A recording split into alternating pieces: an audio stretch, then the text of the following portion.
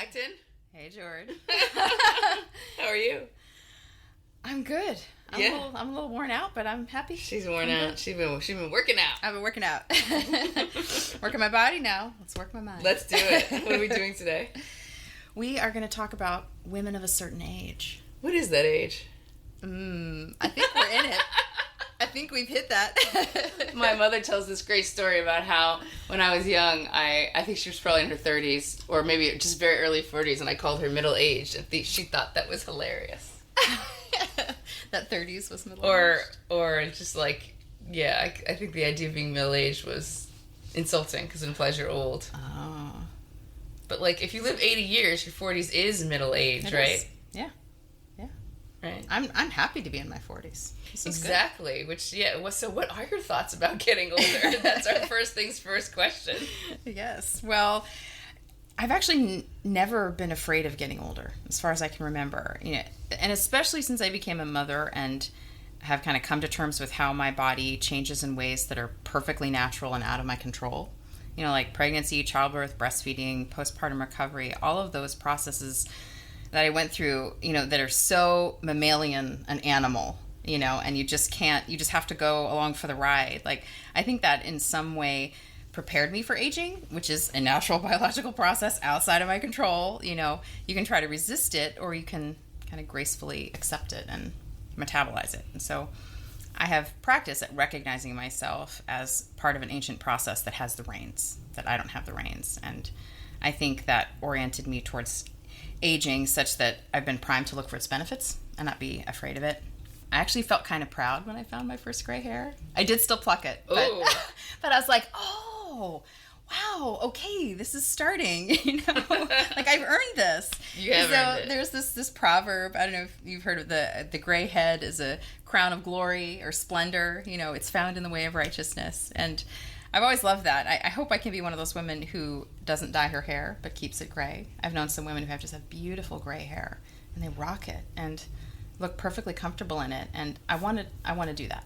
I don't want to dye it. I would like to be seen as seasoned if I'm seasoned. And I'm also a Jungian. There's a lot I appreciate about Carl Jung's ideas, and one of his concepts is that each person has this contrasexual soul inside them that kind of matures and emerges in midlife. And for a woman, that's her animus, her masculine side that's like outspoken, bold, active, firm, unyielding, unflappable, that has, gravitas and leadership. And I found it was genuinely hard to tap into those qualities when in the midst of like pregnancy and babies and nursing and diapers, like all of these things that require tenderness, like your biology and your babies need you to be soft. They need you to be responsive, adaptable, sensitive, flexible, But when your babies are grown, you don't need to be that way anymore. Like, at least not to the same degree. And, those qualities, they serve their purpose, but then they can fall away to a degree. And so as I grow older, I'm still very happily a woman, but I'm a different kind of woman. And it's just right for this season of life because I'm growing into my personal, I don't give a shit. I have a friend who said that when she went through menopause, she lost her filter. Oh, that's describing exactly the same thing. Yes. And I told my husband that, and we both look at each other like, that worries me because I already have no filter. What will you be like? I know. They're going to put me in like, old lady jail or something. Old lady jail. Oh, okay. I mean, because it's true. You need some of that. I don't care when you have teenagers, and then you need. I feel like I need a lot of that. Like now, as a writer, coming into my sort of post-children career, I guess if it's a career, I don't know, but like it's a career to put your opinion out there. People pay you to write. Yes, they people's do. Career. Okay. But like to put your opinion out there in the world and be open to criticism and having people disagree with it, like it requires a let it roll off your back kind of thing, which is not the way that I operated when my children were small, when you just kind of take everything in and you feel everything so deeply and you care about everything and everyone. I'm coming to not be in that space anymore. And so I don't define that as that's what womanhood is always being like that. It's like, that's a stage, a super necessary stage of womanhood, of femininity, but it's not the be all end all. And so I'm coming into this this animus, this part of myself. I call it the professor. Yeah, that's lovely. I've had dreams about being the professor, like dreams of being in like my study, which actually looks like your study. Yeah. With literally the leather chair. Oh, yeah. The walls covered in books, and I have a little bit of that now in the house we just moved into. But like I dreamed about that before I had it, and I was like, I am that person. I can be that. So that was, those are important dreams to me. But what would I say to my younger self or to women today? I guess I would say live your life in seasons. Just as your body is cyclical in a monthly way, so your body and your life, and even in some sense your psychology, are kind of seasonal, I think. And if you can go with the flow of that, I don't know. I think life will be easier for you. If you can go with the way your biology is. And so, like, if you want to be a mom and you want to get married and you can have, babies earlier when it's easy to get pregnant, I think that's great. And then you can enjoy sort of the toughening up, the closing up shop, kid-wise, the confidence, the personal boundaries that I think just come naturally with age, right? And go with the grain, and I think that'll make life easier. And then you can enjoy your body instead of living at cross purposes with it. And then when fertility starts to decline when you're older, and this is how I'm experiencing it, then it feels like a relief rather than like this terror of like, oh no, it's ending. It's like, oh, thank God, okay, I'm about ready to be done. Been there, done that, And so it's a finish line rather than it being like the ticking clock. And so I think that's also part of what makes aging less scary for me and more spacious. Yeah, I mean, wow, that is just so anti-consumerist. Interesting. I never thought of it in that frame. Well, it is, right? Because it's everything from if you don't care about your gray hair to you don't need fertility treatments to get pregnant. Like, all of those things are markets. Oh. Every single one of those things. Botox, hair dye. I mean, I've read things about how Botox is now being normalized the way dyeing your hair is normalized. Right? Yeah, and because it's just become more available. For everyone. Well, because it also starts this thing about nobody wants to be the person who is so different. If everyone is dyeing their hair, then all of a sudden you're making a statement when you're like, I'm just being who I am. Yeah, without I'm products. I'm literally just not buying something and doing something to myself. That's right, and then that would make you stand out. Yeah. And I think this is part of how aging has become profoundly unnormalized, and the incentive for that is market purchases to somehow thwart or disguise or deny aging, which is, as you say, completely, utterly normal. And I like to add, beats the alternative, because if you're not aging, you're dead. Ooh, right? That's right. In the sense that, like, if you stop aging, you've died. Right. Aging is living. Aging is living. Mm-hmm. We're getting to the point now where transhumanism is really exposing the dangerous side of this attitude. It's not just look good, feel good. It's don't die ever. There's an article in the Free Press this week about people who are investing in initiatives to defeat aging. Mm-hmm. Scientific research that, can discover what makes our cells age and then prevent it, reverse it. And ultimately death, it starts with cryogenics. When that stuff started, I think that was very basic compared to what they're trying now. There are people who really believe that we will be able to sort of bring back the dead or live forever. Ooh. And I feel like that's profoundly antisocial. Yes. And I'm going to define antisocial here as being against the reality and interests of men and women. Mm-hmm. I'm on this kick now to never use the word human. We'll get to that. Yes. So I'm always going to say men and women. Good. So denying that we have a natural lifespan is to deny what is most fundamental about us. We are evolved earthly creatures. Mm-hmm. We evolved out of the natural world, and a rule of living things is that life is finite. Yep. It's like one of the few things I remember from my really shitty biology education. And I agree with you that there's a lot of bright spots to getting older. I feel wiser. I feel less worried about a lot of things. Mm-hmm. I felt a tremendous pressure to achieve as a younger person because I think our culture is really obsessed with youth. Yeah. And I don't feel that way anymore. Well, partly because I can't worry about winning, the Pulitzer at 26 because I'm not 26 anymore. But I'm not old either. I mean, I cannot tell you how many people in my husband's or my parents' generation constantly say to me, oh, you're not old. Like being in your 40s to these people who are in their 70s and 80s, it's nothing. It's like... You're still a young'un. Talk to me when you have some mileage on you.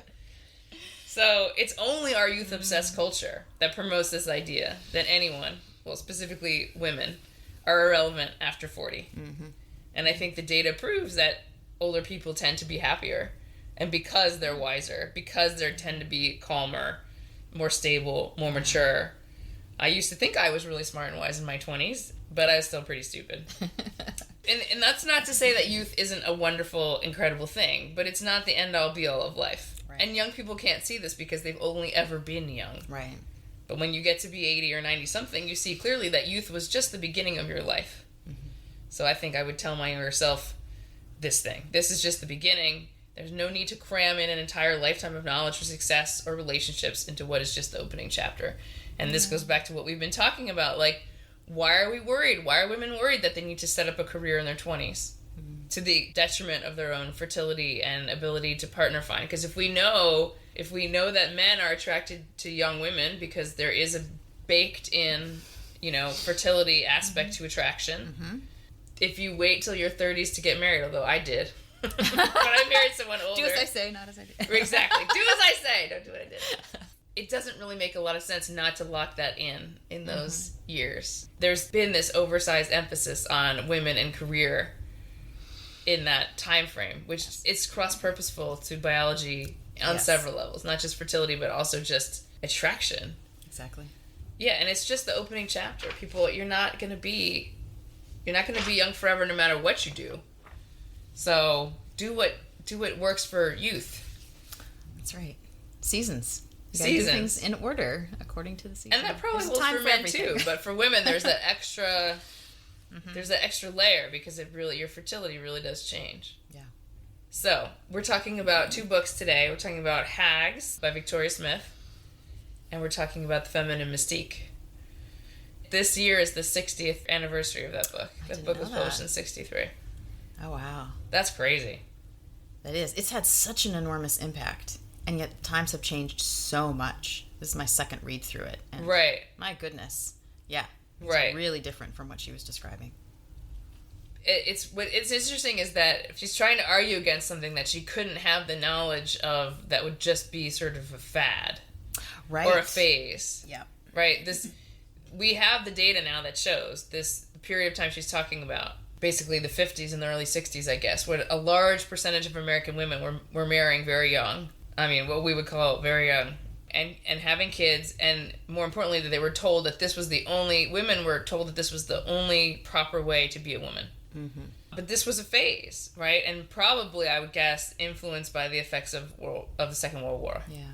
And no one, including Friedan, could have predicted the huge social change that were going to begin just 5 years after the book was published. Right. I mean, 68. I don't think she could have really written this book in 73. No. It would have been... totally different. It would have been totally different. She could have written it, but it wouldn't have been about, oh my God, the house is on fire, the future's doomed, right? So she's looking what she can see, which is the last 20 years. And so she's recording this turn against the emancipation brought about by the final ripples of first wave feminism, and back toward what we consider a narrow vision of female fulfillment, which I think is it's so ironic though, right? Because what she wants now is what everyone 60 years later, like including us, is like, wait, no, don't go out and do your career in your 20s and end up 35 unmarried and trying to figure out how you're going to have a kid if you want them. Exactly. It's like she didn't anticipate that, or she couldn't see it coming, or didn't see the problems inherent in what she was advising women to do. Yeah. And so there's this slippage, right, between what Friedan is observing and the legacy of her book. And we can see that slippage in Smith's book, Hags, right? Friedan is talking about an ideology that was being pushed by consumerist culture, and to some degree by institutions, that believed in a singular best outcome for women. This is, of course, not the same as Smith's complaint that women spend more time on care, whether it's for children or for elders, than men, and then they're thus being screwed over by it, by virtue of the fact that it can't be the same, because women are working just as much as men. Right. So I think Smith, and she's probably not alone in this, has unconsciously updated Friedan's critique to be one about inequality, mostly around care, also around the effects of absences from the labor market, when it's pretty clear to me that Friedan was talking about something else. Yeah. And they're related, but they're not the same. Yeah. So I found both these books in some way unconvincing and flawed. What Friedan says about homosexuality, for instance, would be considered completely out of date, hopelessly antiquated. But I think they were good books to read, and especially together. Yes. Yeah, for sure. Yeah, they're both worth reading, and they are connected in some really interesting ways, although I have pretty big beefs with both of them, too. I first read The Feminine Mystique when I was a newlywed at 22 and working my first big job after college, coordinating cancer research studies, and I didn't have kids yet. This is kind of embarrassing to admit, but like my takeaway from reading it at that age and stage was the conclusion that housework sucks, it's degrading, and it's a waste of time. Like that was my big takeaway from what she wrote.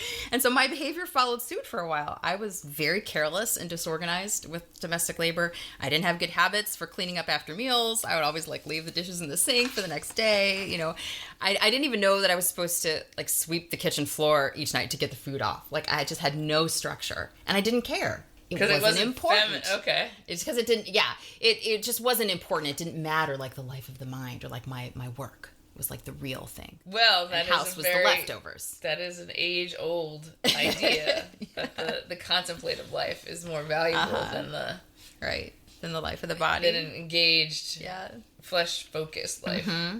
But so it kind of like validated my desire to live like a slob, basically, even though I was married. And Friedan's dismal picture that she painted of like the pointlessness of homemaking, the drudgery of chores, the boredom of caring for one's physical space, it gave me this like faux sophisticated excuse to reject putting my life together, like domestically speaking. I know that wasn't her intention, but that was the effect that she had on me. I had like this snooty, I'm too smart to do the dishes. I'm too professional to care about my home. I'm too important to open mail. That's what I tease my husband about constantly. So like I look back and I'm pretty embarrassed by my immaturity of that time, but I think we all are about something. That's one for me. But it's been fascinating to revisit The Feminine Mystique 20 years and 4 kids later and just not resonate with it at all. My life is nothing like what she describes the suburban housewife's life being like. The emptiness, the boredom, the depression, having no inner self, no intellectual interests. You know, Friedan wrote, I never knew a woman when I was growing up who used her mind, played her own part in the world, and also loved and had children. Yeah, that's like, what? It's very really? Bifurcated, isn't it? Yeah, I mean, that just shocked me, like this either or between intellect and family. Like, I've had kids, I love my kids, and I never lost my life of the mind. And I'd push back on Friedan's assumption that, you know, playing your own part in the world is synonymous with career or wage labor outside of the home. Like, that's an extremely narrow and capitalistic view of what the world is, right? And I suppose in her terms, you could say I'm a housewife. I never use that term. I don't really know of anybody who uses that term. Well, now you call yourself a stay-at-home mom. Stay-at-home mom would be it, yeah. But even that doesn't really... But again, it's like stay. You stay at home. It's like, because the action is elsewhere. Well, and... I'm staying put. Right.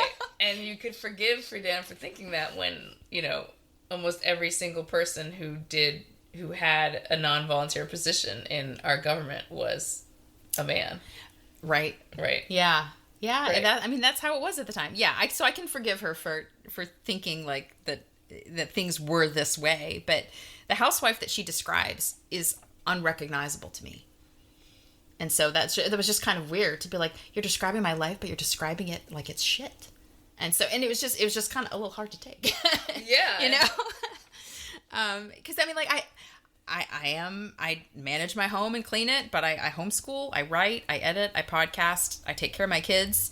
That almost subhuman description she had of the mothers of her day, it felt so degrading and unrecognizable to me. I just felt really alienated from it, and it made it hard for me to believe her. I'm not saying that she's lying or necessarily inaccurate. I just didn't see myself in her descriptions of mothers, and so I guess just so much has changed since then. If it really was, as she said, the change is enormously drastic. You know, like but I don't want to throw those women under the bus. Like, I don't know if is it really as bad as she said? I feel like Friedan kind of throws them under the bus. Those women who ruined their lives, those women who have no inner self, no life of the mind, like they're zombies. I mean, like she paints them like zombies waiting to die. And I mean, maybe some women really were that depressed. But I'm like, seriously, is it because of home and the family? Like, that can really, like, do that to you? maybe there's something else going on here. Well, I don't know. And also there's got to be some sort of selection bias going on here, because there are women who couldn't imagine themselves without a very professional career, and their career means the most to them. There are those women. And so those women in a woman like that in this kind of society probably would have felt incredibly stifled. Because I think there's one thing we can't go back and see really very well is the misogyny. The sort of just casual, take it for granted misogyny that, you know, a woman was just of less value in the world. Yeah. I agree that her perspective is very particular to her time, and in a lot of ways expresses an anxiety about being a housewife that undoubtedly couldn't have been universal then, and certainly not universal now. Right. Yeah. So, but those are the people she was talking to, and that get all the lengthy quotes in her book that describe their inner misery. Right. You know, and so clearly, if that's the women's self-description, then that was happening. But yeah, you're like, what's the pool of people you're talking to, and was anybody happy? You know? Right. Any of them, and I also felt like alienated from the complaining, despairing, angry tone of Hags, which also seemed to resent care work. And in her case, it was more about aging parents, where Friedan is more focused on care for children. But this resentment over care for the bodies of other people. That screams from the pages of both books. Yes. Which to me translates into resentment of the body in general, especially of the body which needs help, which is always us at the beginning and at the end of life. Yes. Our bodies need help, right? And so I just think that goes really deep and really philosophical. And so that's part of why I'm interested in talking about this, because I think so much of it is about the body and how you feel about the body. And about this denying of the naturalness, as we were just saying before, about it's normal for bodies to need care. Yes. And so it has to be normal for someone to provide that care.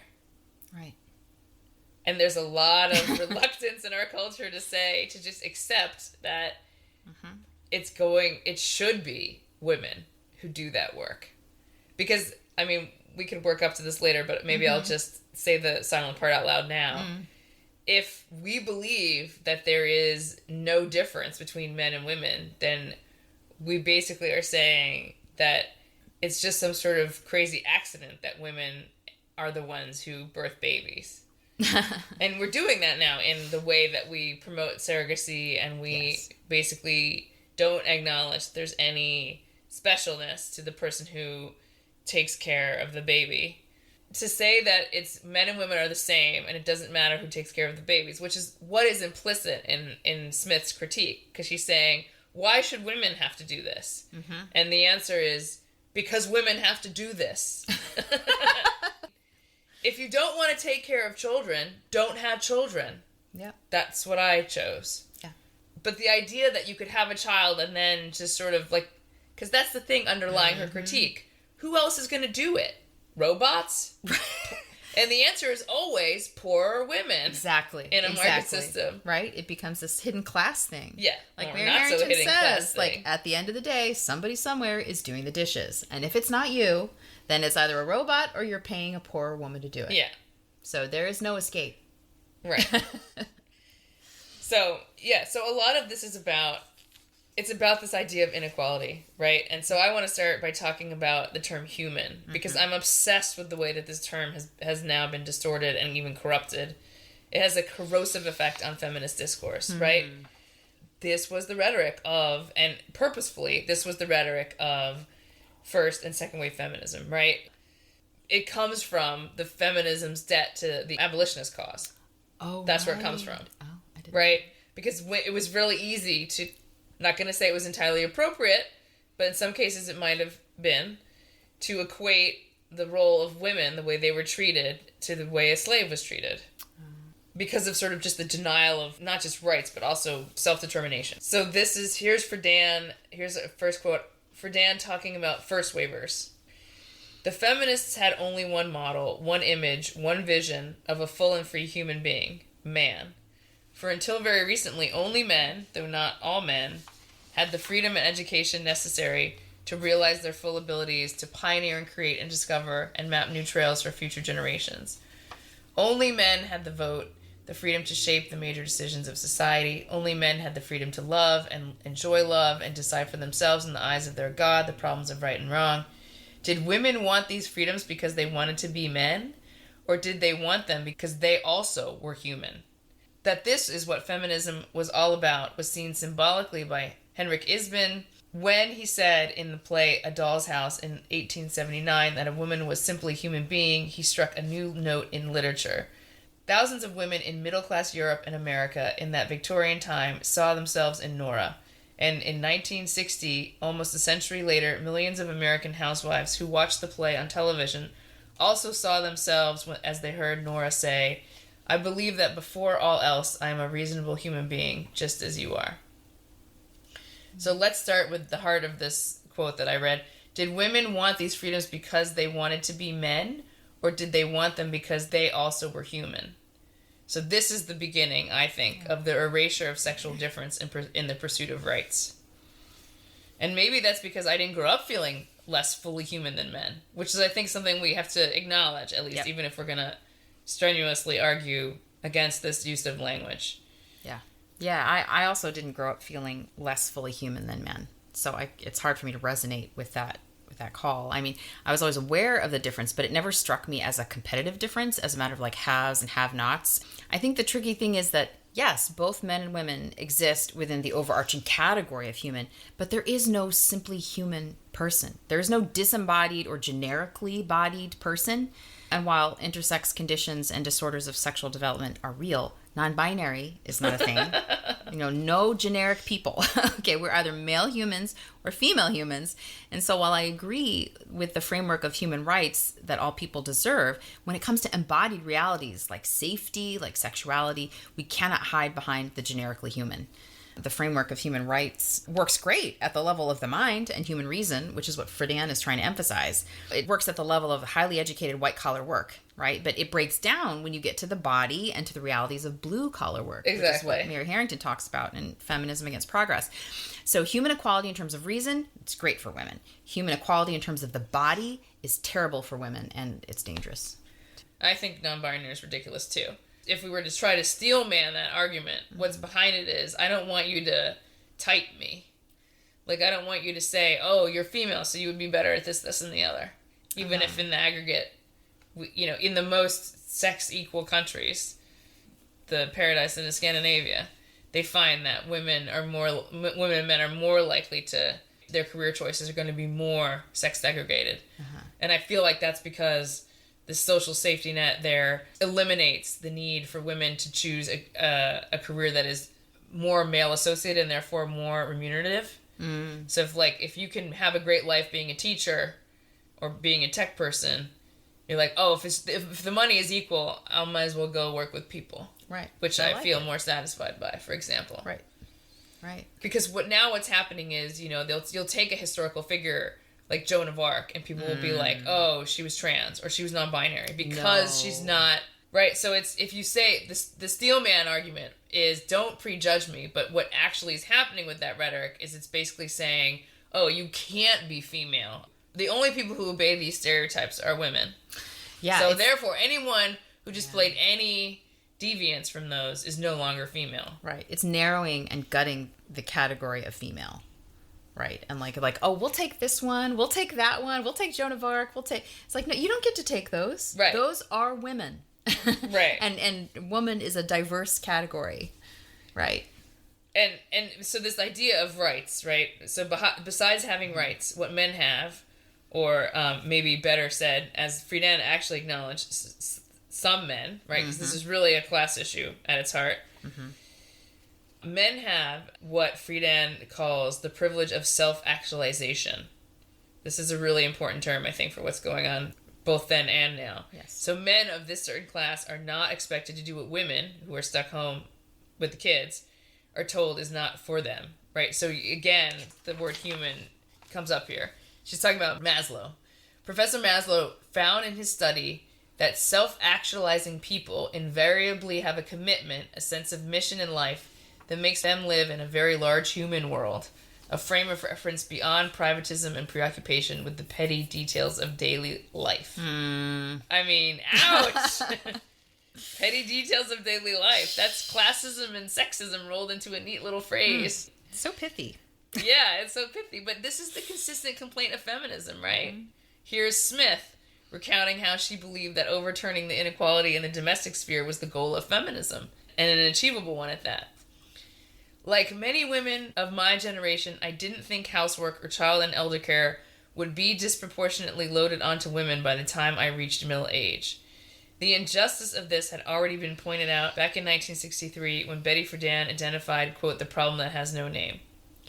Resistance to a more equal distribution of domestic labor was, I was quite convinced, cohort-specific. Media representations of the so-called mummy wars make it look like a battle between aging traditionalists who wanted women barefoot and pregnant and young progressives who believed we should be able to make the same choices as men. It didn't cross my mind that men my age would end up wanting housewife in all but name too. I thought that the problem that had no name had been vanquished by the naming. I didn't realize that feminism is like housework, like all women's work, requiring routine goings over, constant maintenance year after year. I couldn't see how much my own prejudices about older women, the universal mummy class, informed my unrealistic expectations regarding my own future. I simply thought these older women would have sordid matters, quietly, invisibly, domestic equality materializing like fresh washed pants appearing in an underwear drawer. So, if we put these two ideas together, namely this reliance on human as a term of art here, and this domestic drudgery dread thing, it seems as if the feminist contention is that caring for children, or that doing housework, all the petty details of daily life, is subhuman. And that means, because it's subhuman, follow the analogy, it's the work of women. Yeah. So for women to be equal, which means equally human, they must not do these things. They have to escape these occupations, which is bonkers. I mean, that is like the most obviously anti-humanist, anti-natalist, anti-reality argument. It's insane. It is insane. I mean, it's just insane. Friedan calls housework and childcare petty details, drudgery and boredom, and at one point Smith calls domestic chores shit work. Oh, right, because it's about, it's what you say, it's about poop. Yeah. There's poop. Cleaning butts. So there's a sense in which he might be literally true, but also the phrase shit work is totally that's disgusting. I'm above that, right? And so what does that say about bodies, right? Domestic work is about feeding our bodies. So meal planning, grocery shopping, cooking, doing the dishes, taking out the trash, all that is about food so that we can eat and not starve, right? Clothing our bodies, buying clothes, mending clothes, washing them, drying, folding, putting them away. All of that so that we're not naked. There's cleaning our bodies. It's upkeep of the bathrooms, the sinks, the showers, the toilets. Resting our bodies. It's making the bed, washing the sheets, picking up the bedroom so that we're clean, we're healthy, we're refreshed. Do you make your kids do chores? Oh, yeah. Oh, yeah, I do. Absolutely. Boys and girls. They all do chores. So, these bodily care things are the prerequisites for self-actualization, right? You think you'd care about fulfilling your dreams if you're hungry? If you're filthy? If you're exhausted? And right, like I said hierarchy earlier, of needs. Exactly. It's like Mary Harrington says, at the end of every party is somebody doing the dishes, or at the bottom of every self-actualization hierarchy is somebody doing the dishes and taking out the bins, right? Or as Victoria Smith puts it in Hags, who cooked Judith Butler's dinner? Her mummy. Right? Yeah, or her wife. Or her housewife, right? And you can either be a class snob and think that you are simply above doing the dishes, that you are better than such embodied work that's too low and gross for you, or you could remember that doing the dishes is human, and here I mean in a good sense of the word human, human animal, because eating food is human, and we have bodies. Would you rather just not eat? Would you rather be a disembodied spirit?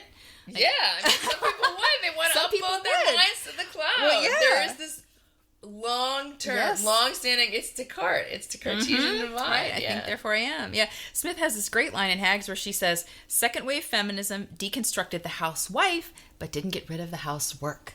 Yeah. Yeah, somebody's got to do it. And unless we all go transhumanist and live forever as ones and zeros in the cloud, I mean, and that's a hellscape way worse than getting stuck with the dishes. my opinion. I'd rather do the dishes than be ones and zeros. So there's this phrase that came into my mind when I was knee deep in pacifiers and diapers. Well, I had a 2-year-old and a baby, and this phrase over and over, I would tell it to my friends who were also moms, and I repeated it to myself: don't despise the life of the body. And that was my mantra, because it was always the temptation to despise the life and the needs and the limits of the body. Children need so much bodily care, and so do the elderly. And caring for the bodies of people that need help and who will die if they don't get that help, that's not petty. It is not shit work. It is not privatism. It's also not self-actualization. It's service. It's duty. It's love. It's hard work. It's sacrifice. And I would add, both men and women are called in different ways, depending on their circumstances, to perform those duties of love and care. And it'll look different how they do that. I think it's a universal temptation to try and shirk hard work and duty. And I think in Friedan's day, some men, I guess these magazine writers that she worked with, because that's the frame in what she's looking through, I guess they were able to partially do this by redefining domestic duties as uniquely feminine. I don't think they're uniquely feminine, though. Having children is unique to women, and there are some, aspects of home care and home life that are going to be orchestrated around care for children and the body in that way, but not all of it is. I definitely think like caring for older kids and caring for the elderly and caring for the house, I think that's everybody's job to pitch in, which is why I make my children do chores, and you should divvy that up, not in some 50-50 way. Like, here's exactly what I'm going to do. Here's what you're going to do. And we have to make sure it's exactly even, but just in a way that makes sense within your family. Like, you just got to talk about it. You got to figure it out. But all that to say, I think the word human is a way of erasing the reality of the family, which is father, mother, children, yes, grandparents, uncles, aunts, cousins, in-laws, right? Like the sex differences and the age differences are extremely important. And so there's something about human that hides the sex difference, the age difference, and that can end up hurting people, even if the intention of those who use that is to help. Yeah, and I feel like now every time I hear the word human rights, I shiver. Like, what do you mean?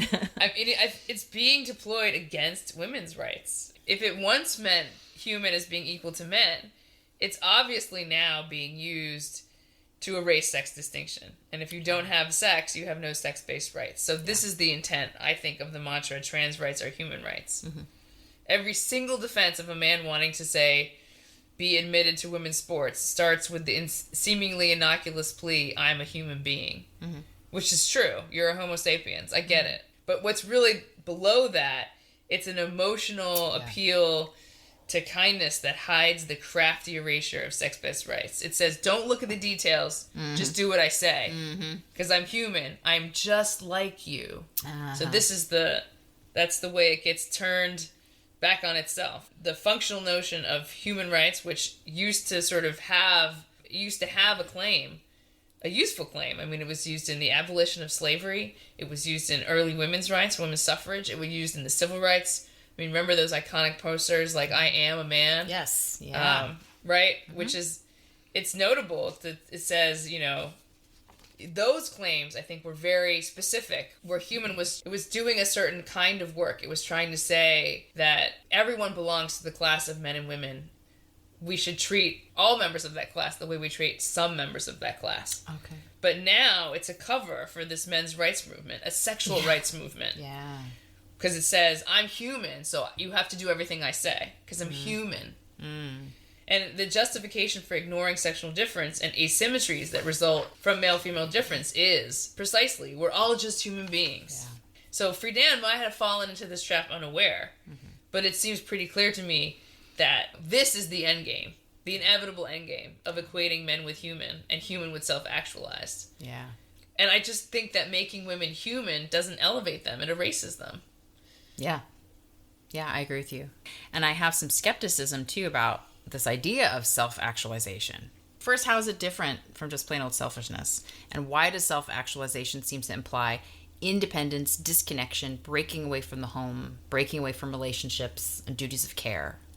The idea seems to assume that we all have potential, which I agree with, and a desire to grow, as Friedan says elsewhere. But why does it seem like self-actualization requires becoming this individual autonomous self? Like, why can't growing be growing together or growing closer?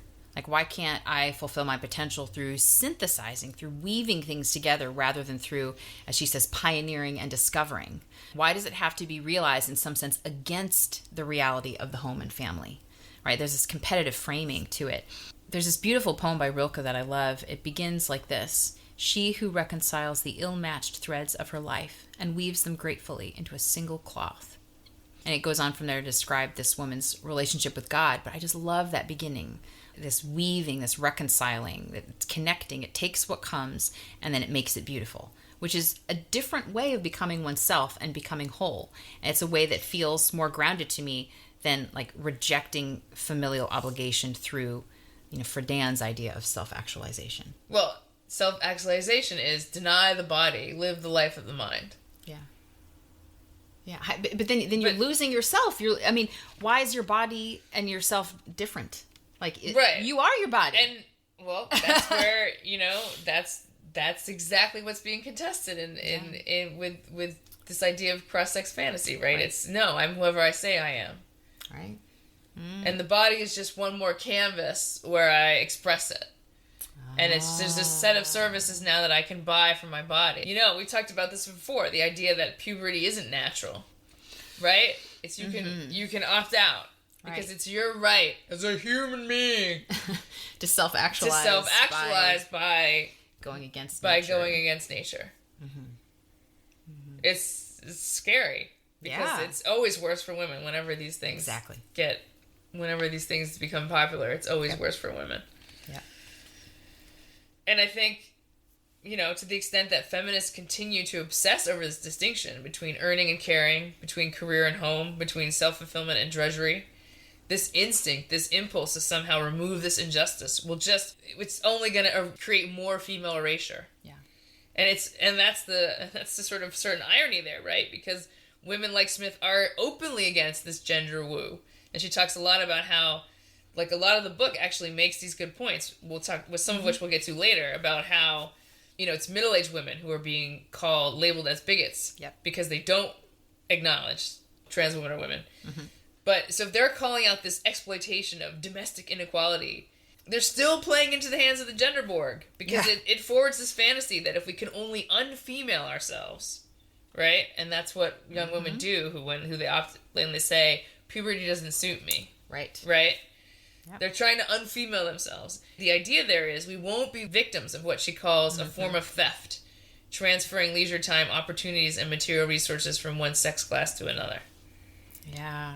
Yeah, I'd struggle to relate to Smith's language about women as a sex class. Feminism card canceled. I think the framework of class is an abstraction that we invent and then impose on reality, whereas I feel like the framework of family, which is both male and female, is organic and fundamental. The family creates reality. It literally makes more people, right? But class is like herding cats. I don't know, like there's no natural center of gravity there except maybe resentment. So I don't know. And I don't buy into the mythos of like the evil patriarchy either. So at one point Smith writes, from a historical perspective, the sheer effort that men have put into persuading women that we are morally and or biologically pre-programmed to undertake dull, repetitive work behind closed doors for no pay whatsoever is staggering. It would have been less effort for them to just do the dishes themselves. And I feel like I need to rework that assertion, kind of Harrington style. So here's my take. The sheer effort that feminists have put into persuading women that mothering, homemaking, and caring for family is dull, repetitive work that should be outsourced to lower class women for minimal pay so that we, worthier women, can self-actualize outside of the home is staggering. It would have been less effort for them to just do the dishes themselves. In modern culture, there's a bias that if something becomes associated with women, it becomes devalued, right? Because like nursing or many careers that are now traditionally associated with women, especially in Friedan's time, you could be a nurse, a teacher. Like my mother grew up with that stereotype. You could be a nurse, a teacher, a social worker, a secretary. And so those professions were lower paid because they were associated with women. And now, like we can watch data do this. Yep. We can see how when men, for example, get persuaded to enter the nursing field, salaries increase. Yep. This bias is real. Yeah. But at the same time, feminism has to grapple with this idea that something can be associated with women, but that it's still worthy. Oh, right. There's just this fundamental bias in Western culture against the flesh. Yes. Yeah. Right. So everybody wants to flee it. Yes. Feminism that says, we're not doing the dishes anymore. Yeah. Has a problem, because then who does the dishes? Exactly. Yeah, that's the thing. Somebody always has to do it. It's like, who is that hidden person? And why is that not valued? And why is it so awful? I mean, Illich, if we had Illich in here, he'd be like, well, the reason it's awful is because, you're alone. Yeah. And, exactly. You're alone going to the grocery store. Yes. You're alone cooking your food. You're alone doing the laundry. And that's very, I mean, Friedan doesn't seem to draw a distinction between the work and the conditions under which the work was done. That's right. I'm so glad you brought that up. And Illich, he goes on and on about that. How, he does. the difference between driving to the grocery store, buying some eggs, and making them, as opposed to having your children gather the kindling, picking the eggs out from your chicken coop. Yep. And putting them on the fire. Yeah, and he raised the issue of why would women be so lonely at home and so miserable? Well, because of indoor plumbing. Because they can just go to the tap and get water, instead of what did women always used to do since forever is you walk to the well, the common well, and you see all your friends, right? Because all the houses are in walking distance, and you're doing, like Camille Paglia talks about this. That's right. About all the Italian women. That's right. They'd all go to, they pack a picnic and they take all their washing and they take it to, El Sorgo on the mountain in Sicily, and they're washing the clothes, and all the women were together, all the generations of the women were together with the children, and so you were not alone, and you were not doing the work all by yourself, waiting for the kids to come home from school and waiting for your husband to come home from work so you'd have somebody to talk to. It's like you had more than enough people to talk to. Right. And you had more than enough hands to share the work. Right. It's like Friedan doesn't, my memory, she doesn't talk about that, that transition at all. She just sort of starts with the 1950s housewife and the way things are now. And I'm like, that suburban house is an anomaly. It's new and it's weird. Yeah. The little nuclear family in your little perfectly well-plumbed home, where you're all by yourself. That's weird. Yeah. And like Camille Paglia points out, that kind of makes women miserable. They're lonely. Yeah. But don't, social creatures. But yeah, so I feel like Friedan kind of misfires by not acknowledging that. The shining world of, the city and industry and culture making, and the solution seemed obvious in that, women should do that too. And it's fine. Some women will. Yeah, but the idea is that she's questioning who gets which shit. She's not questioning the system of... Right. She's not questioning the system as a whole. Right. Her view's not broad enough. If you look at the critique in the narrow way she frames it, you're like, yeah, it makes a lot of sense. But it's just you got to see broader. You got to see more historically. And then you go, I feel like this is just framed wrong. So... Now that we've hacked them both to bits, let's at least do our listeners the favor of talking a little bit about the key statements of these texts. Okay, so here's a key statement moment about what the feminine mystique is, because we've sort of assumed that our readers have that context, but our listeners, the readers will have that context, but the listeners only. Do your homework! The feminine mystique says that the highest value and the only commitment for women is the fulfillment of their own femininity. It says that the great mistake of Western culture through most of its history has been the undervaluation of this femininity. It says this femininity is so mysterious and intuitive and close to the creation and origin of life that man-made science may never be able to understand it. But however special and different, it is in no way inferior to the nature of man. It may even, in certain respects, be superior. The mistake, says the mystique, the root of women's troubles in the past is that women envied men, women tried to be like men instead of accepting their own nature, which can find fulfillment only in sexual passivity, male domination, and nurturing maternal love. So, I realize I actually agree with the portion of the feminine mystique that Friedan criticizes. I do think that the great mistake of Western culture since the Reformation, since the rise of industrial capitalism, since the loss of the gendered world that Ivan Illich talks about, that great mistake was the undervaluation of femininity. I think the Reformation's emphasis on the explicit over the implicit, its dethroning of the Virgin Mary from her queenly position, the desacramentalizing of the world, which is the desacramentalizing of matter, of flesh, right? The rejection of iconography and the visual beauty within the church, the rejection of the hierarchy of saints, which was full of women, the dissolution of the monasteries, which had given unmarried childless women an education and some authority and some higher status. I think all of these things contributed to an undervaluing of women and a narrowing of the things traditionally associated with the feminine. I feel like I'd rather say like the symbolic feminine in caps rather than femininity, because I just think of like pink nails or something. I hear femininity. But so the Reformation basically turned all women into wives and mothers, which meant that the feminine was now totally sexualized. Even the Virgin Mary, like she loses her perpetual virginity around this time, right? And she becomes a housewife, right? Because that fits within the Reformation framework of what women are supposed to be. So, the monastic path of spiritual authority and sainthood for women, that's gone. Like exit the abbess, enter husbandly headship for all. That's huge. And like we talked about in episode 1, when we read Gender by Illich, industrial capitalism gutted the productive home. It exiled men from their homes and into factories and made the home into a place of shadow work and consumption. And that degraded and simplified what women were doing in the home. And so the sense of the feminine as strong, robust, creative, thrifty, managerial, skilled, necessary, like that got replaced with reliance on machines and products. And wages. And wages, right? And so no wonder women lost a sense of self-respect. Like technology changed what home and what work meant. And the loss of subsistence living narrowed the boundaries of feminine identity. And in the Victorian era onwards, the cult of domesticity rewrote the meaning of femininity, and in doing so, it narrowed it further, and it took the teeth out of it. So, yes, femininity is undervalued because it was redefined and curtailed to fit the modern world and make space for machines, I think. So, and Friedan's claim regarding envy. So, according to her, the feminine mystique assumes that women were wrong to envy men and imitate them. And this sounds like Friedan thinks that we were right to envy men because they actually had it better. But again, I think looked through the lens of Ivan Illich, gendered envy has a start date. Envy began with the destruction of gendered worlds that had men's work and women's work, which were mutually necessary and mutually respected.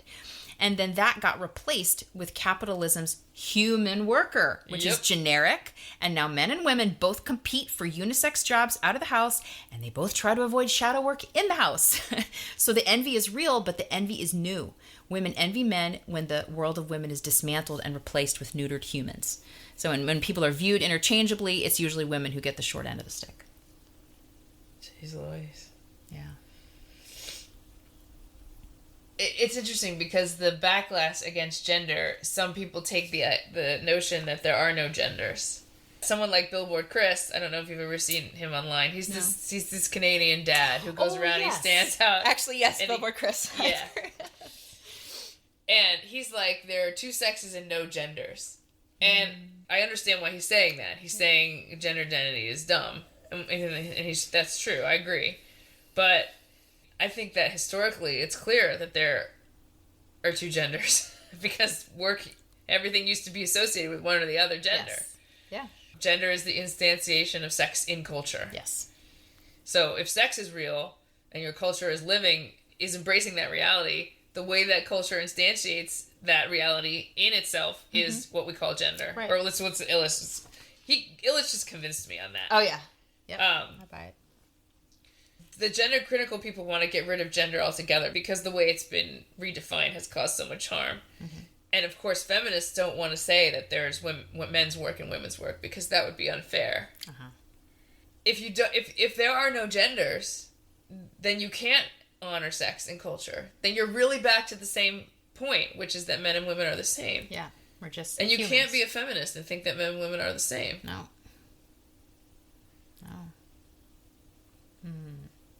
Because we know that women get the short end of the stick when you start doing that. It's just obvious. Yeah. Well, should we read Smith's quote here? Yes. This is her key idea. It's her key idea. Okay. Right now, we are experiencing a backlash against feminist gains, and middle-aged women form a perfect target for hostility. The ageist misogyny directed at middle-aged women today, or hag hate, as I've come to think of it, is insidious because it enables deeply regressive beliefs about what women should be. Young, beautiful, feminine, fertile, fuckable, to be recast as progressive. There are those who will claim that it's not middle-aged women who are the problem, it's just these middle-aged women, here, now, who are particularly troublesome. It's regrettable, but Generation X women just so happen to fit a template, which is every misogynist's dream, while also possessing enough freedom to make the misogyny they do experience look like something they have chosen, either in return for other privileges or because they are simply too ignorant to understand how misogyny works. Older women, just by virtue of being older, are associated with a quote-unquote more sexist past, and thus appear complicit in a sexism which is on its way out. They are dinosaurs. Raging against them can feel like a break with the patriarchal past. The target of misogyny becomes an emblem for it. Get rid of her, and the problem is solved.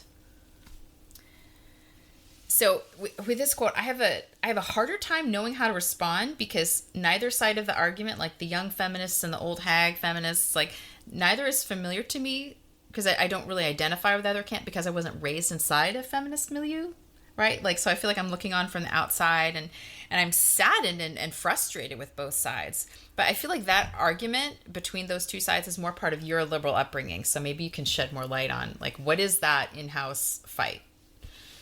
I think this is the best insight of Smith's book, is that feminism doesn't really have waves. It just consistently reassigns each generation to the wave that is taking the heat. Because she talks a lot about how she's not technically a second wave feminist. She can't be because she's too young. Yeah. Because, the equal protections in employment in particular were passed before she was born. Mm-hmm. But modern feminists ascribe to her this antiquated stance. They call her second wave because they want to draw a distinction between their more progressive values and her more conservative values. And so it captures this idea that the problem isn't society, it's older women. If they could just get with the program, then everything would be fine. That's such like a family dynamic writ large. It's the 16-year-old girl being like, oh my gosh, mom. Like, it's just writ large, but that makes me really sad if feminism is just socially on a broad scale playing out family dynamics, of like, oh, mom. Yeah. Seriously? Is like, that's just what we're doing? Well, but it gets at the heart of that that generational conflict where you're taught that your self-actualization requires the rejection of your mother. That's your mother's values. Really sick to me. That makes me angry. And it makes Smith angry too, because she's like, if feminism was supposed to be female solidarity, right. Well, we've written into the way it functions politically that it destroys it's the opposite of solidarity. Yeah, right? No, it's reject your mother. It's Conquest's law that every organization is secretly run by its enemies. That's right. Right? I mean, what better way to undermine feminism than to say there's no problem with society. It's just those sexist, bigoted, middle-aged women. Once they die, we have no problems. Wow. Because sex workers work, and trans women are women. It's like... Okay, so would you say that, the kind of feminism that we would ascribe to would be something that is, positive towards men in terms of, let's cooperate, not compete. But then also, is connecting with the mother and with the previous generation has respect and more of a sense of continuity rather than discontinuity with the older generation. Solidarity. But solidarity. But if you see your mother living a life that you think is very regimented and restricted because she can't have a career outside the home, and even she wants for you something that she couldn't choose, which is a dynamic that was absolutely present at that time, right? Yep.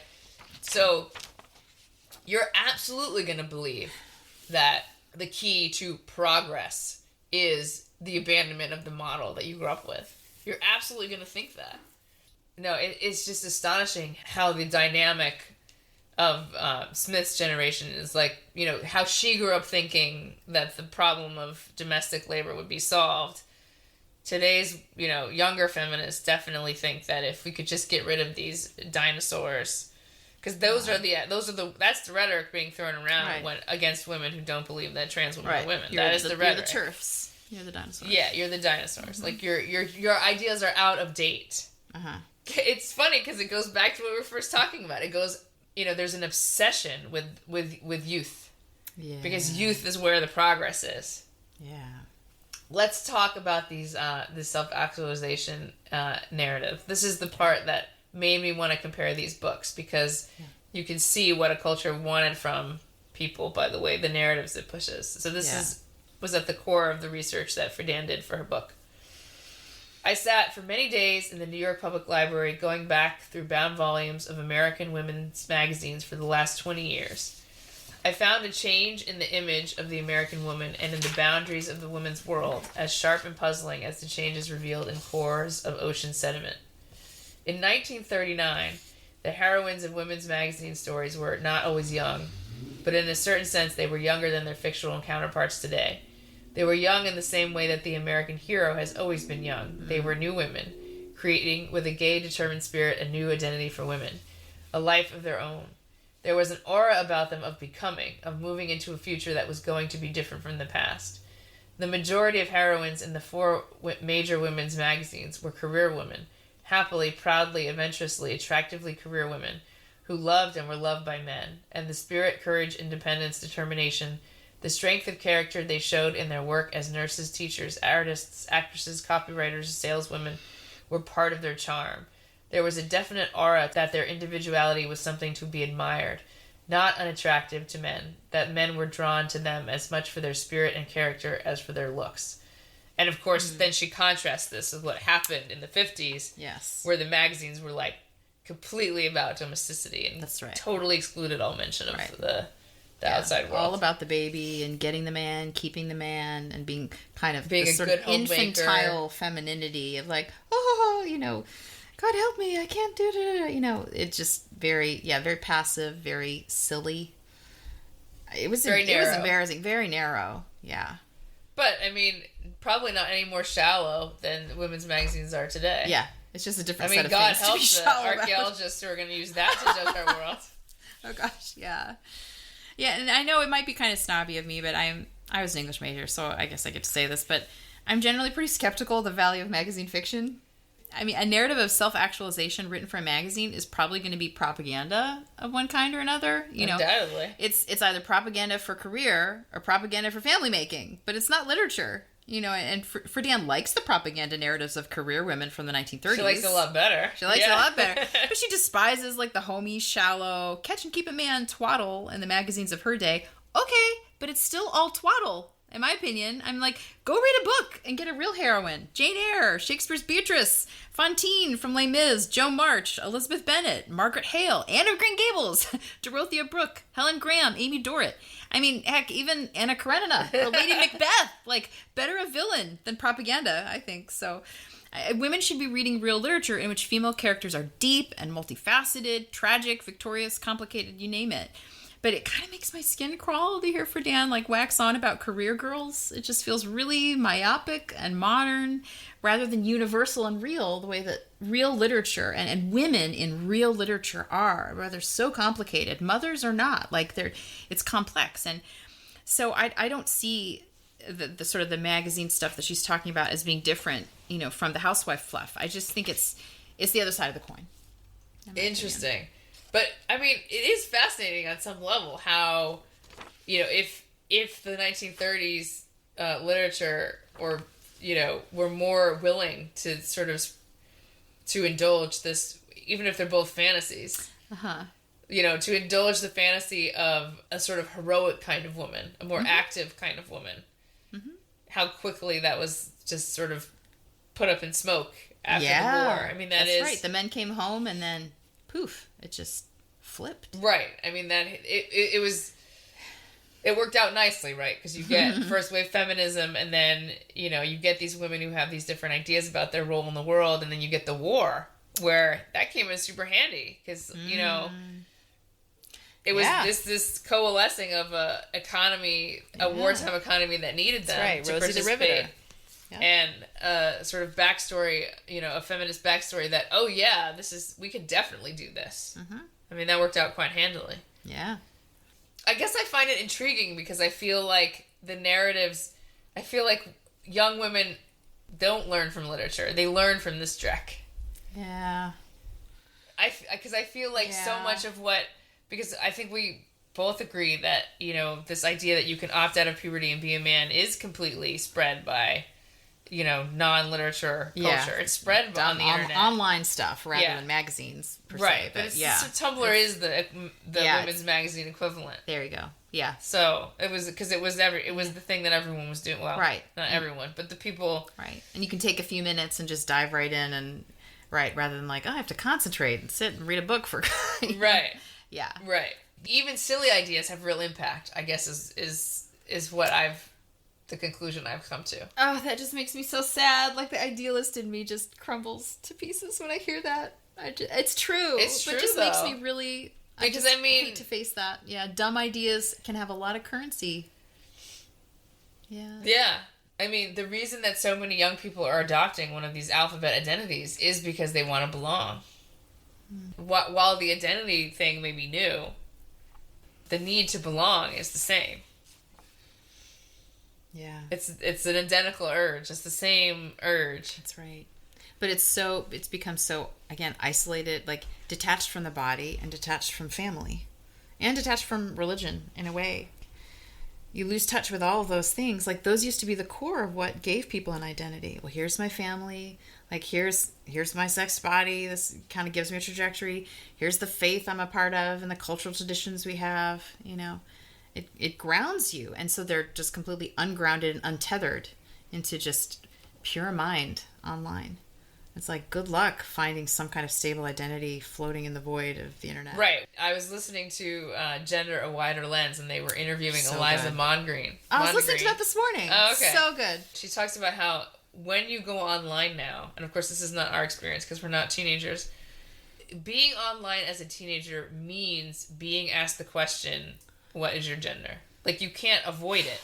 Like, even if you have been successfully schooled by your family or whatever to not believe the bullshit, it is not optional.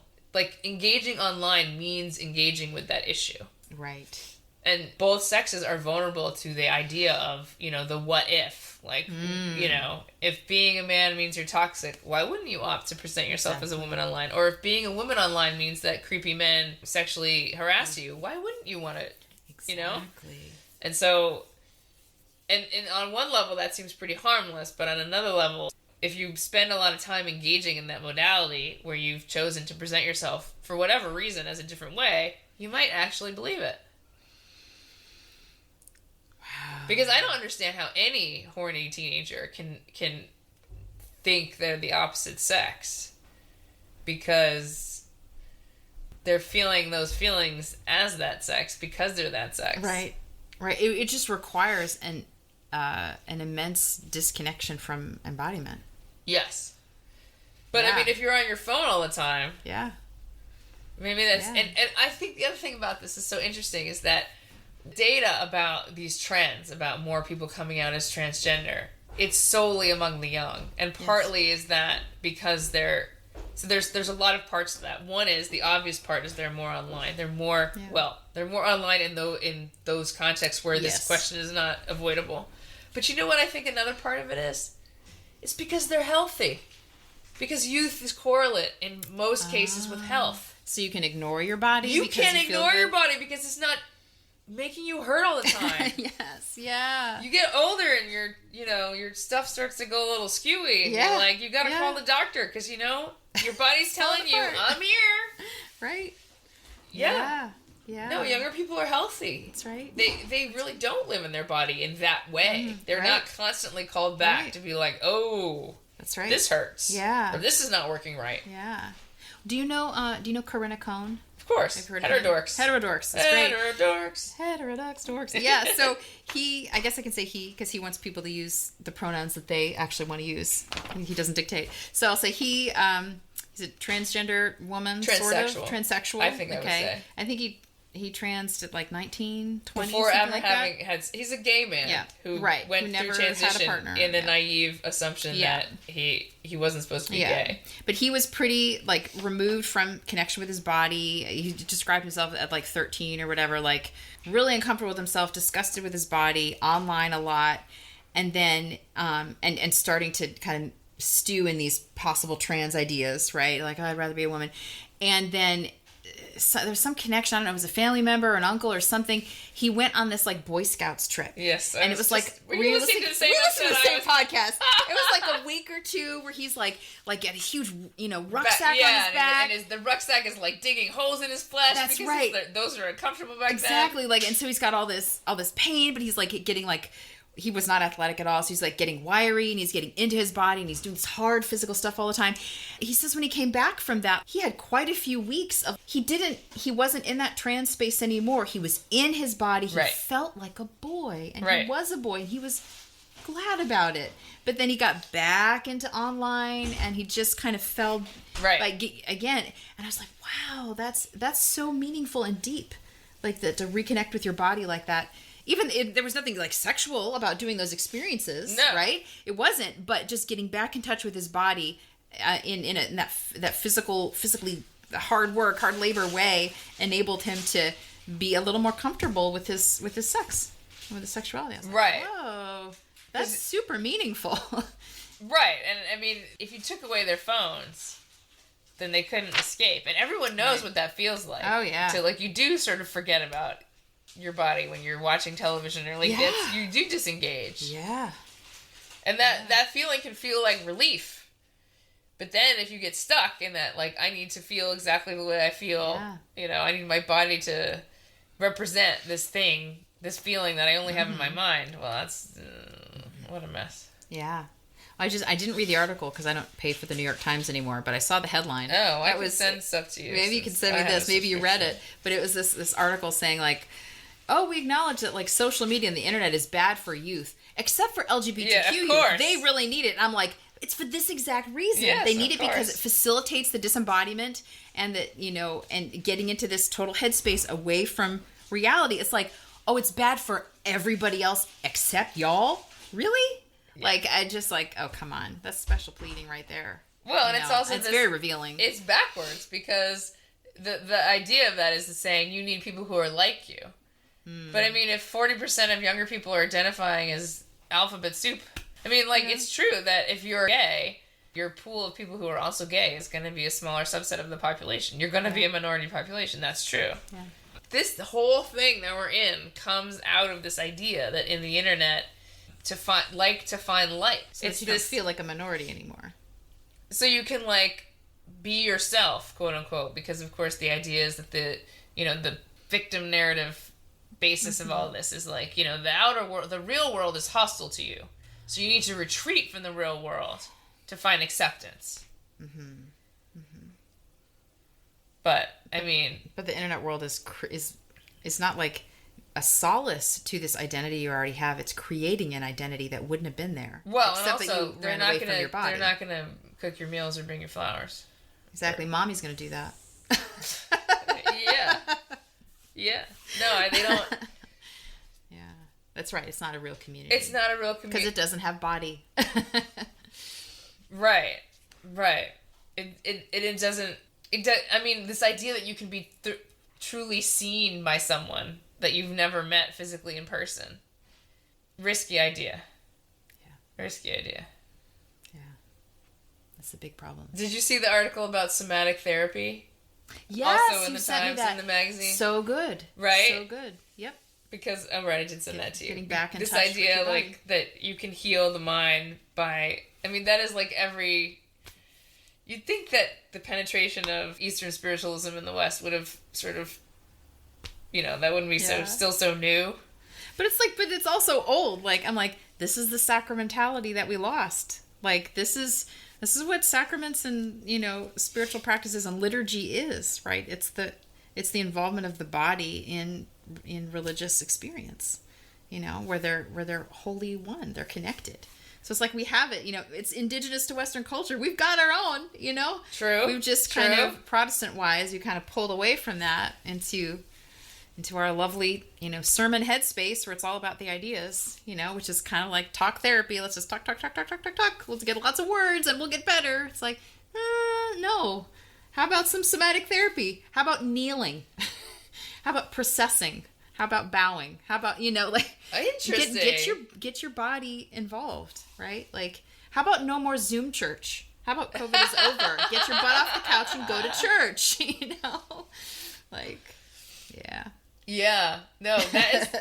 Well, I mean, in a way, like, Zoom church is the same as an online community, right? It's premised on the same notion that we can use technology to substitute for an embodied kind of connection. Right. Yeah. Yeah. That's not good. Do you think maybe, like, in 10 years there'll be a thing where you have, like, an offline college? You go to a place and you just don't do the internet? Oh, yeah. I think it's going to become, like, the next, like, high-class thing. Like Everybody gives you a typewriter. You get a typewriter and a library card, and then you just, like, you spend 4 years only talking to the... I have my grandparents' letters that, because, I mean, my grandparents, letters. Yes, probably would not have gotten married because she's a war bride. I mean, they worked together. They actually both worked for MGM in New York in the 30s. The war just really changed the trajectory of so many people's lives. And my grandfather enlisted, and they corresponded. Wow. And they had essentially a courtship by correspondence. Did he propose through the letters? I don't think so. Okay. But wow, it's fascinating. I've read through some of them, and it occurred to me to write something about it. But talk about petty details of everyday life. I mean, but like those are the actions of like that whole process of just sort of communicating about your day-to-day life. That is living. It is. We shouldn't despise it. There isn't this like this sadness of the internet, of these communities where that Eliza Mondegreen watches on Reddit. This whole obsession that seems to take over too many young people about what their identity is. It seems to be this kind of rabbit hole of self-actualization. Because it's not good enough just to have a life where you help your mom out and you go to school and you read a book and you meet with some friends and you're in band or whatever. Right. Like there seems to be something fundamentally not good enough about those things. Right. There's no meaning in that. So you have to go online and talk about how you really feel, who you truly are. Yeah. And I mean, I agree that people do want a transcendent purpose, but I think that's what religion is for. Particularly religion that doesn't discount the body, but that respects and values the body. There's like this sort of, the self-actualization is sort of like the therapeutic substitute for religious connectedness to a higher purpose. But it's the disembodied kind, and it's the self-enclosed kind rather than the, oh, you feel miserable, go help someone, right? Like it isolates you, it cuts you off from family and community rather than, because it's, to be myself, like Nora, I've got to leave, right? That's how I find myself. Who took care of Nora's kids when she left? The maid? A poor woman? I'm gonna bet you. Exactly. Yeah, so I just think, I mean, even the word, religion comes from religio, which means to bind, to bind together, right? And so I think it's fine and normal that people are like looking for a meaning or a higher purpose, but the thought that you would find it online and find it in contrast to all these other things around you, like you'd find it against your body, against your family, against, I don't know, just sort of normal life. I'm like, no, like if something is true and good and beautiful and real, it's gonna holistically, like a macrocosm, it's going to include all of the parts. It's going to subsume everything. It's not going to like lop off parts of reality. Or lop off parts of your body. Exactly. Literally. Literally, cut yes. you off. Yes. It's like the metaphor is becoming concretized. It's so strange. It's very strange. Right, and talk about like anti-mother. What is lopping off your breasts other than like this sort of like this symbolic sacramental act of I repudiate motherhood, I repudiate nurture, I repudiate connectedness and giving. Like it's just Like, what are breasts a symbol of, right? Like, I nurture you, I give to you from my own body, from my own self. You know? It's very sad. It's very dystopian. I mean, I understand. Yeah. I think I could sympathize with young women being delusional in that way. It's because with influence, you can believe anything. Anyone can believe anything, even someone older. Yeah. But I don't understand the doctors who are doing it. Right. I don't understand how, like, I just don't understand how you could do that in good conscience. I don't know. So this is a follow-up quote from Smith about what I was talking about, about being assigned to waves of feminism, not chronologically, but with this repeating idea that it's always the avant-garde who solved it and the retrograde who's the older feminists who are the problem. Mm-hmm. If you study the way in which feminism is described using the wave metaphor, you will notice a curious thing has happened. Despite occasional rumblings about a fourth or even a fifth, there hasn't really been another wave after the third. Instead, women once deemed to be third wave progress along a conveyor belt towards the past, whereupon they are granted second wave status. In strictly chronological terms, the second wave of activism originated in the 60s, the third in the 90s, which would make me and other women approaching their 50s third wavers.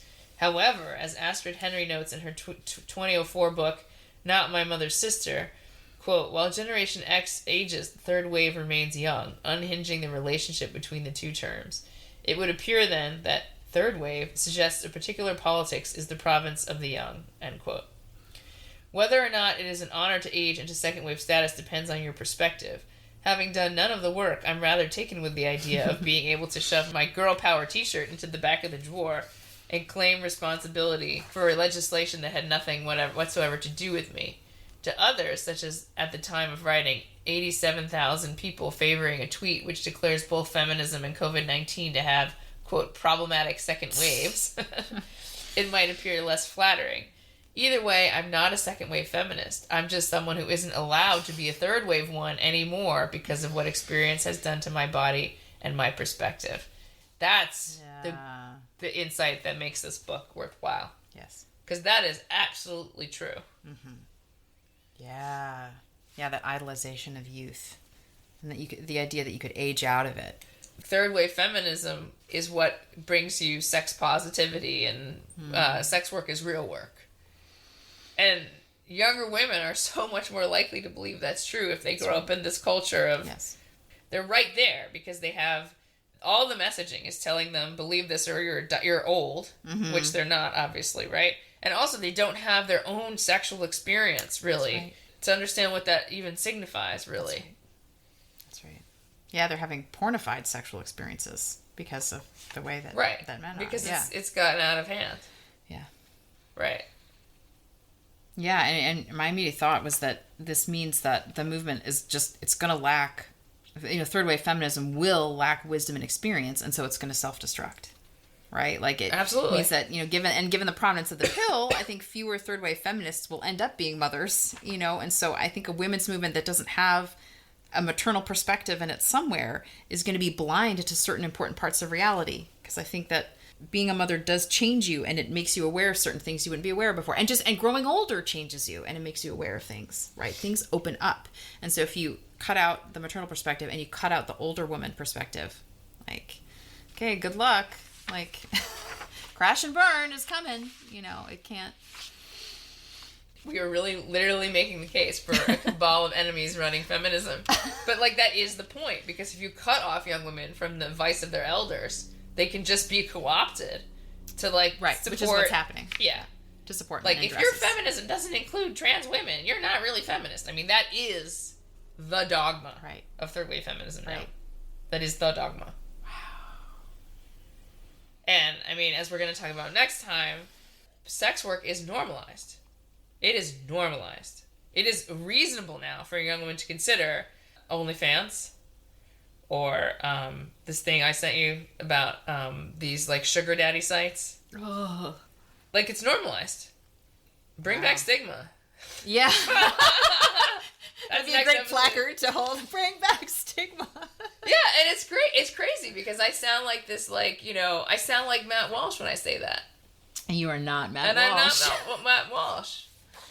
Oh God, it's very painful because being a progressive requires you to basically ignore the advice of your elders. I mean, it's set up as this very it's almost as if the cultural priors of this kind of progressivism are being laid bare in this 10-year period. And that cultural prior is, don't take anyone's advice about, a lot of people, like, the whole meme is going around, like, who G.K. Chesterton was? Oh, yeah. The fence. Oh, yeah, Chesterton's fence? Yeah. Right. Yeah. Like, don't assume that something has no value because you don't know why it was put there. That's right. Like, don't just take something down. Right. Like, you don't have a right to take down the fence that you don't understand until you know why people put it there. Right. And maybe they were dumb. Maybe they were old-fashioned. Maybe it's a terrible reason. Maybe it was the cat in the meditation. Have you ever read Eat, Pray, Love? No. Where she talks about there's this monastery, like she went to India for the pray part. Oh. And there's this monastery where there was a cat. They had a cat, and the cat would bother people during meditation, so they would put it on a leash in the center. Uh-huh. And of course, that gradually got turned into a rule that in order to meditate, you needed a cat. Right. A cat on a leash. So, like, that process can happen too. So, but yeah, the fence rule still stands. Right. Like, you need to understand. You need to understand why it was there. That's right. And why wasn't sex work normalized prior to like a minute and a half ago? Well, because it harms women. Right. That's why. Right. It seems really basic, people. Yeah, and I just think we have to realize, like, that the stigmas of the past and the traditions of the past, like the fences, the people in the past weren't idiots. They actually have something to contribute.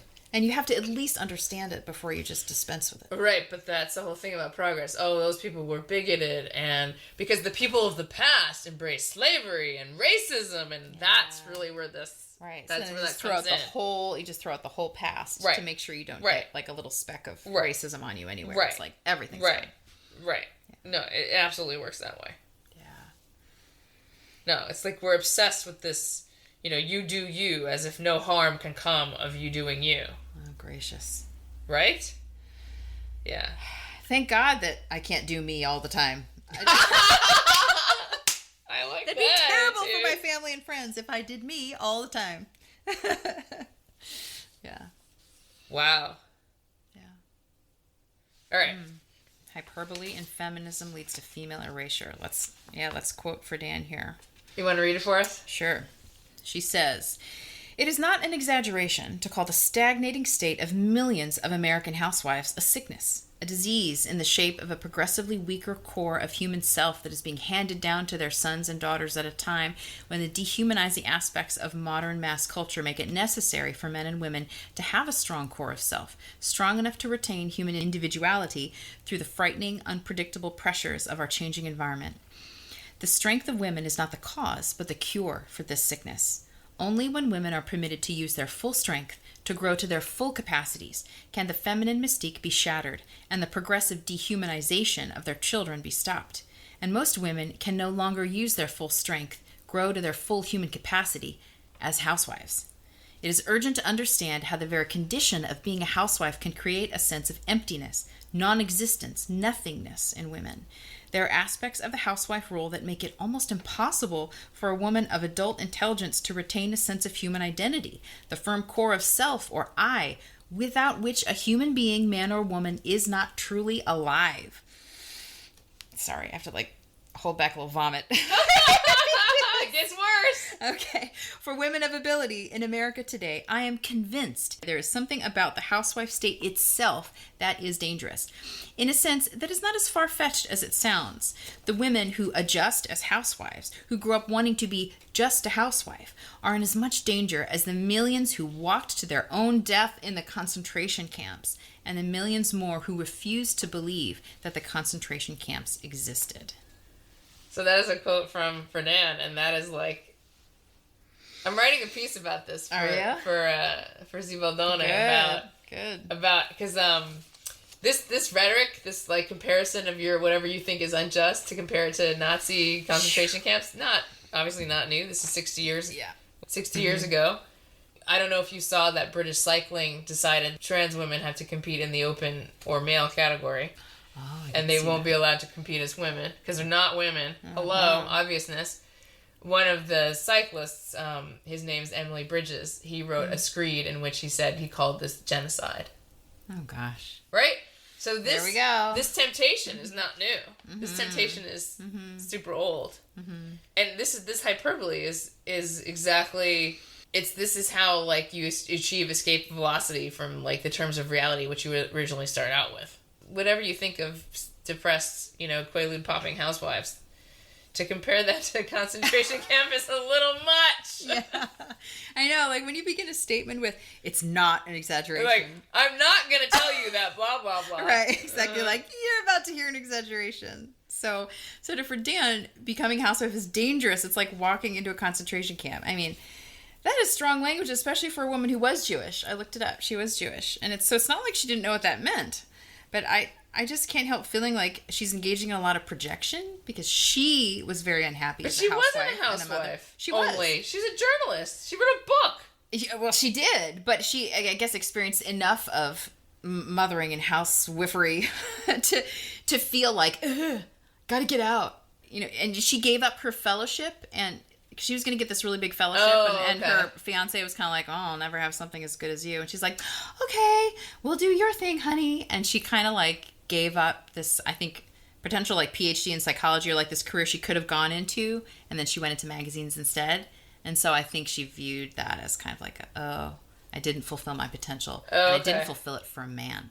Okay. So she's got this chip on her shoulder about that. Like, she regretted her own choices to a degree, and I think she felt stifled at home, right? And so she did work at the same time. And it's like, okay, that happened, but to extrapolate from that and from the interviews that she does with other housewives who felt similarly, and of course there were women who did feel similarly, to extrapolate from that to the assumption that the problem is the family, the problem is the children, the problem is the embodied work of the home. Those nasty Nazis are who? Is it your kids? Are they Nazis? Like, they're going to destroy your life. They're going to suck out your soul. I just don't buy it. I feel like it's a demonization of children, frankly.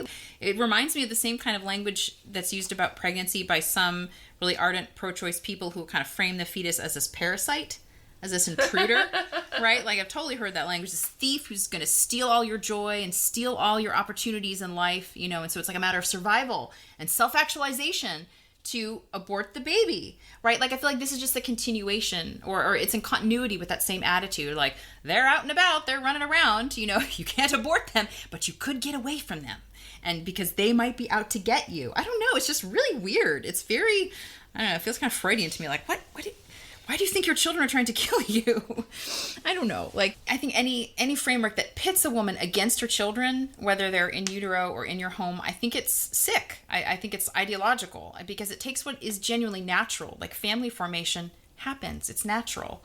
And it casts it in this sort of villainous, dangerous light when it's just very normal. It's just anti-reality. I apologize. I mean, I react really strongly to Friedan on this point. You never have to apologize. This is a no apologies podcast. No apologies. All right. I'm angry at Friedan because I feel deeply insulted by this assumption that you have to choose between your brain and your kids, between your personal identity and your family.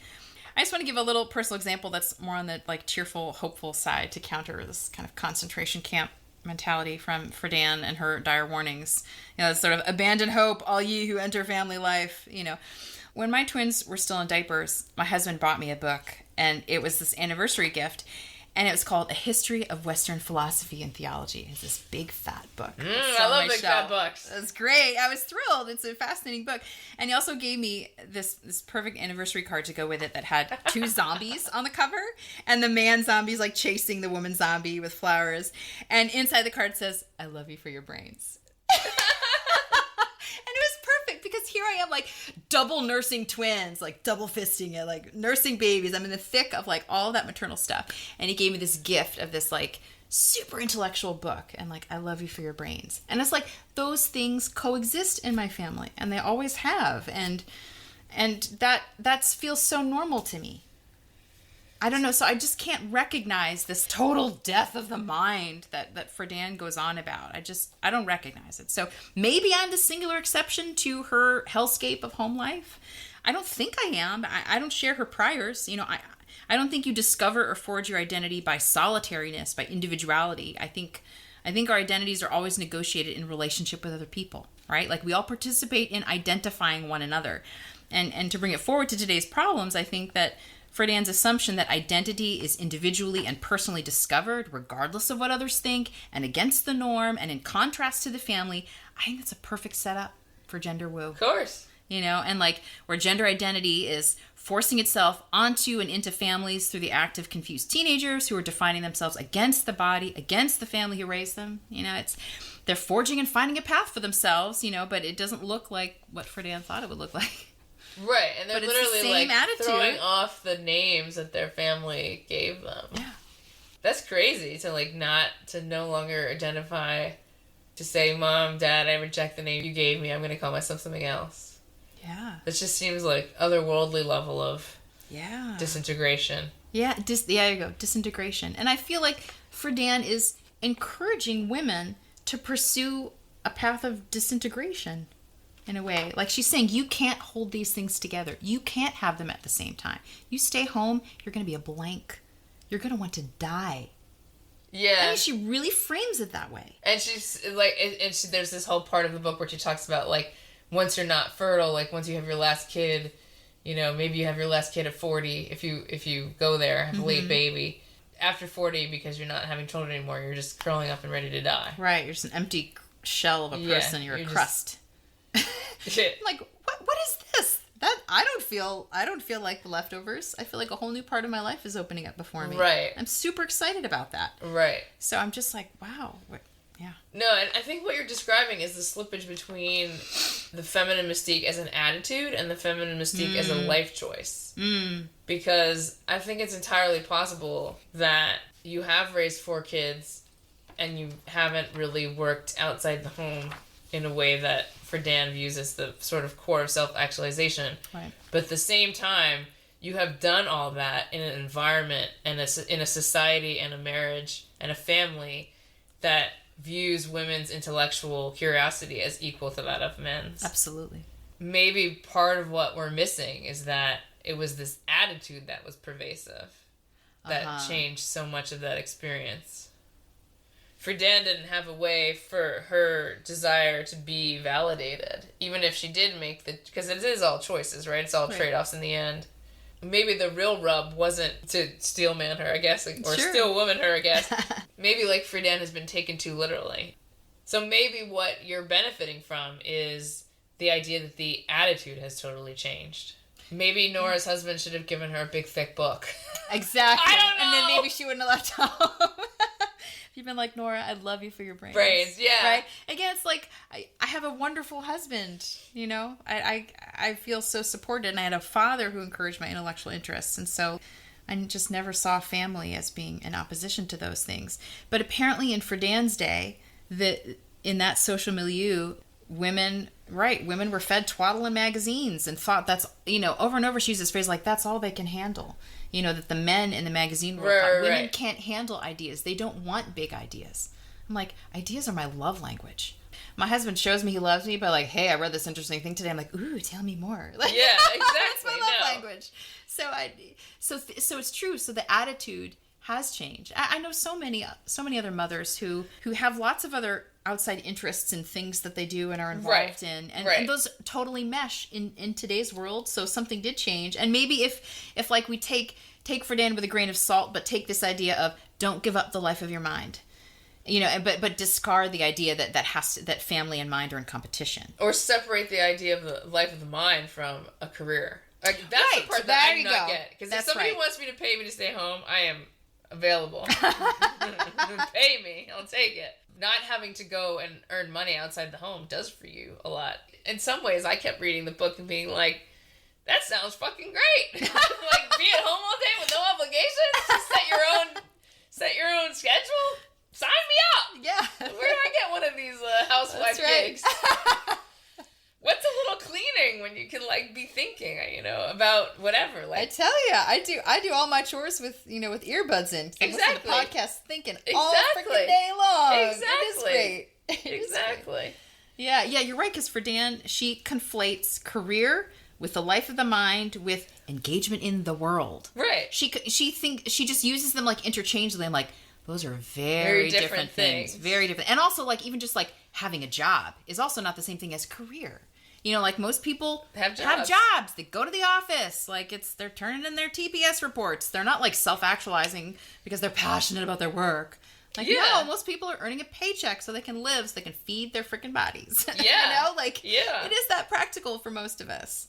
So, but yeah, she does conflate, world, mind, career in a way that's not really fair. And the comparison to the Shoah is really all about this idea that the opposite of utter individualized self-actualization is death.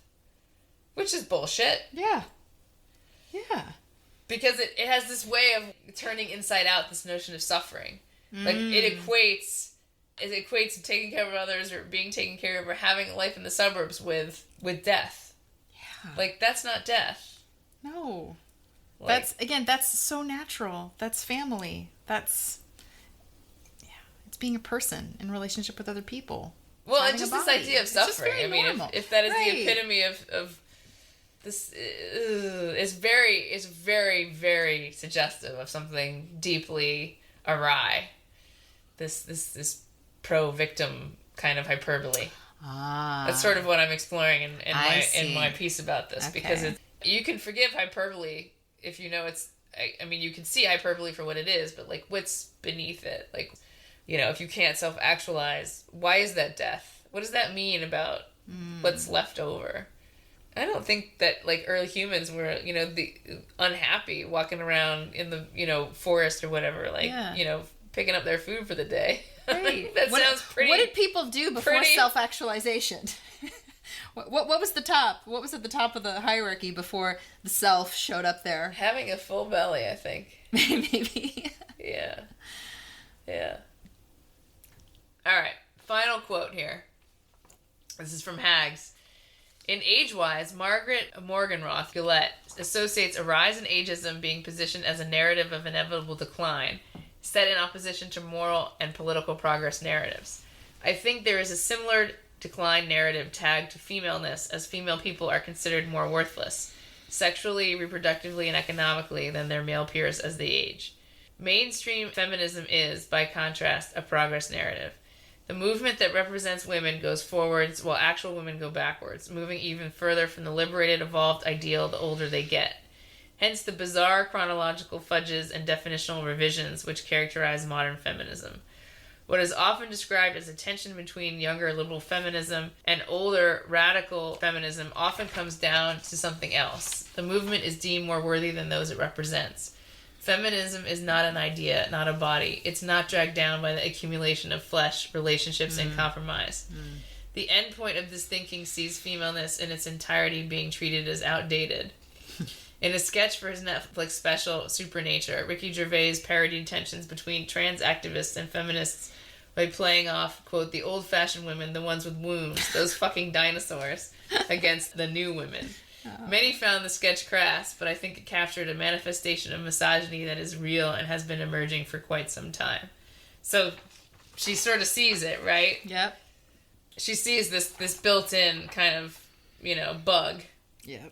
Or maybe it's a feature if it's controlled by a cabal of its enemies. That, femaleness is outdated. It's like the movement is deemed more worthy than those it represents. I mean, that captures it precisely, key. Right? Yes. Trans women are women.